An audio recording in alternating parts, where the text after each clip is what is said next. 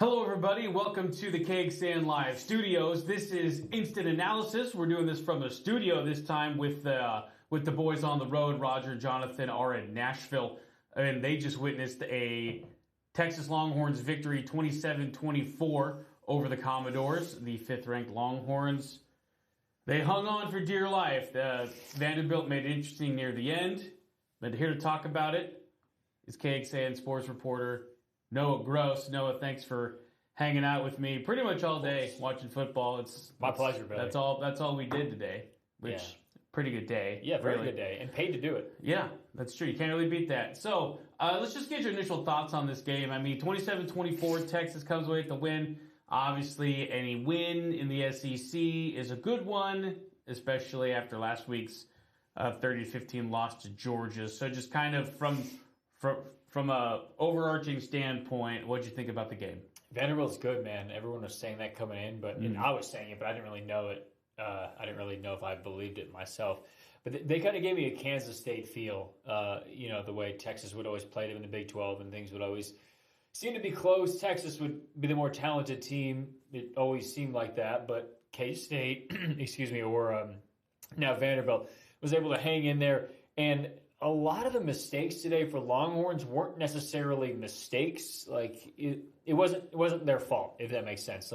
So obviously we should talk about the quarterback position. Quinn Ewers had not a very good game. Talking to people more in the know than me as far as just knowledge of football, they agree it was not Quinn's best performance as far as sensing things around the line of scrimmage and things like that. Against Georgia, gets pulled for Arch Manning. They reiterate he's the starter, all the things like that. Today against Vanderbilt, he completed 16 passes in a row? 17 passes in a row.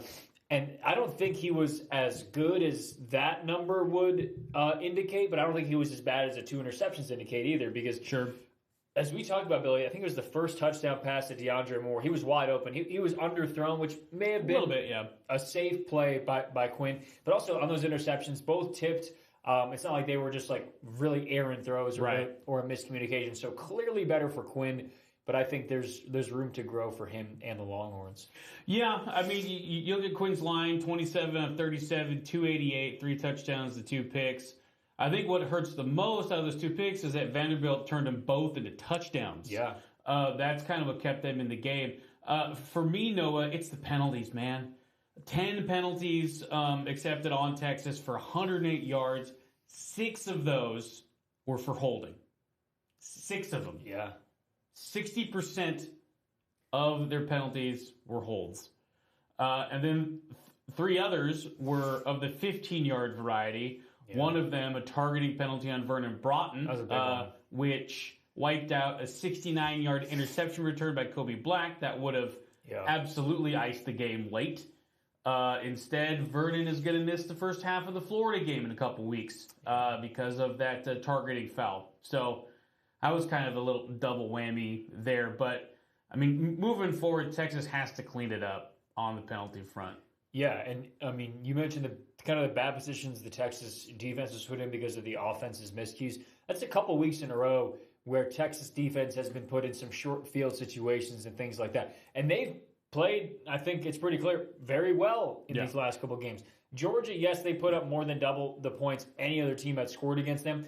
But Quinn Ewers and the Texas offense in the first half kept putting them in horrible positions, regardless of whose fault it was on the offense. The offense was not helping the Texas defense. It was short fields for Georgia, who didn't have their best game, but that much talent and that short a field, that's what's going to happen. And as you mentioned, there's 3 Vanderbilt touchdowns today. 2 off the turnovers with a short field, and 1 not necessarily in garbage time, but against more of a prevent defense in the final minute of the game and what ended up being an insignificant score. Touchdown made it interesting, though. I mean, that made Brett Auburn's field goal there late, which came off the Leongala foul interception, his first of the year. It made that field goal stand up as the difference. So that late touchdown by Vanderbilt, brings the onside kick into effect, and we all know how wild and crazy onside kicks can get, especially in college football. However, Texas gobbled that up, and they were able to run the clock out, and they got the win. So, we talk about this like they got beat by multiple scores, but they won. So, let's try to focus on some good things here. Texas 9 for 15 on third down. That's tremendous. Like that was so much better than their 2 for 14, I think is what they had against Georgia last week. So obviously you're keeping drives alive. You're staying on the field. 20 first downs to 17 first downs. Just go over some numbers here real quick. Texas kind of gave Vanderbilt a taste of their own medicine a little bit when it comes to having the ball, time of possession, limiting the opposition's plays. Texas ran 71 plays, 1 play over their season average of 70. Vanderbilt had 62 plays, and I believe they averaged like 64 plays per game this season. So Texas had it for 3109, Vanderbilt had it for 2851. So in that kind of sense, Texas did to Vanderbilt what Vanderbilt has been doing to the rest of their opposition the entire season. Yeah, one other thing I wanted to hit on was, well, we talked about the defense. I think that position, that line of the ball for Texas is fine.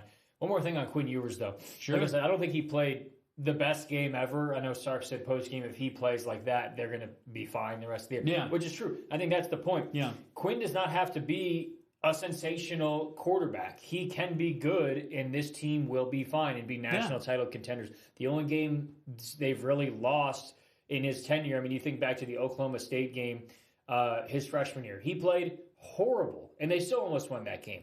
The bowl game against Washington his freshman year, he played horrible, and he played a little bit better than the Oklahoma State game. But they still, that game was close. He played much better against Washington in the playoff last year, but against Georgia this past week wasn't great, and that's what happened. So I believe so much in Steve Sarkisian and in his offensive mind and the weapons on this Texas offense that if Quinn, the term game manager is obviously overused, but just kind of manages and plays smart and makes enough short throws. Right. Where we saw it today, Billy. So many of their passes are like slants and then swing routes to a running back or wide receiver on a bubble screen, things like that. So Quinn played well enough today, and that's really all Texas needs. I mean, and you look at Keyson's offense. He's always talking about Bill Walsh, the old San Francisco 49ers coach back in the days, Joe Montana, early Jerry Rice days. All those guys and that West Coast offense where it's short, very digestible passes. I guess that could be used to describe that. But very short, quick passes that don't go very far in the air, but with the proper blocking, especially by the wide receivers, can be set up for a ton of yards after the catch. And then if you want to take your shots later in the game, that's where the play action game comes into play, which is also predicated on a good rushing offense, which the Longhorns were better today than they were against Georgia, but I don't think they were at their best by any means. Quintravion Wiesner rushed for 79 yards on 17 carries. Jaden Blue, who didn't have a rush against Georgia, ran for 47 yards on 10 carries. So they rushed for 104 yards as a team, so that's a huge improvement from what happened against Georgia. But I think Steve Sarkisian would want to be a little more dominant when running the football. Yeah, at least more efficient. And a couple things on that. One, I thought Quintravion Wiesner looked really good today. I thought he had a great game. Especially receiving as well. You mentioned blocking for receivers and why that's a big deal in this Texas offense. A shout out to DeAndre Moore, who's been heralded as the new Jordan Whittington, the guy that's willing to block. Man, 2 touchdowns, including 2 both of them long-distance explosive touchdowns. So, 27-25, what a weapon he's become. And he was, before the season, not an afterthought, but kind of seemed to be buried on that depth chart. And then starts the opener. I don't think he caught a pass in the opener. Was just there, ran a couple routes, but largely did a lot of blocking. And now, obviously, Isaiah Bond didn't play against Vanderbilt, who's really the number one receiver. Right.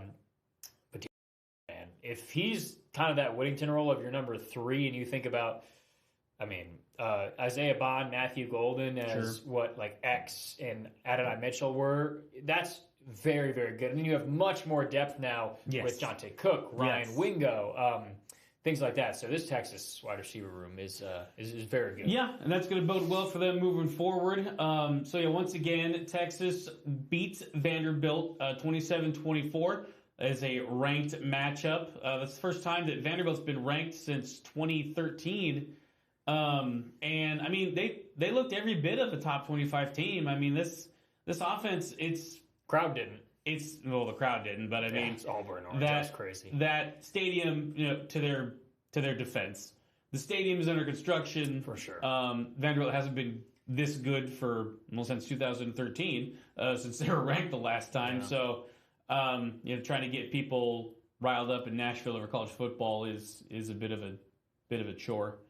But I mean, Diego Pavia does a great job running this offense. This kind of run first, kind of RPO option, sort of like amalgamation that offensive coordinator Tim Beck's put together. It's very effective when it does what it's supposed to, and that's control the ball, limit the opposition's plays. Vanderbilt, after this game, Vanderbilt is 0-3. All three of their losses this season have come when their opponents have run more than 70 plays. Yeah, and Texas ran, 71? Texas ran 71, yeah.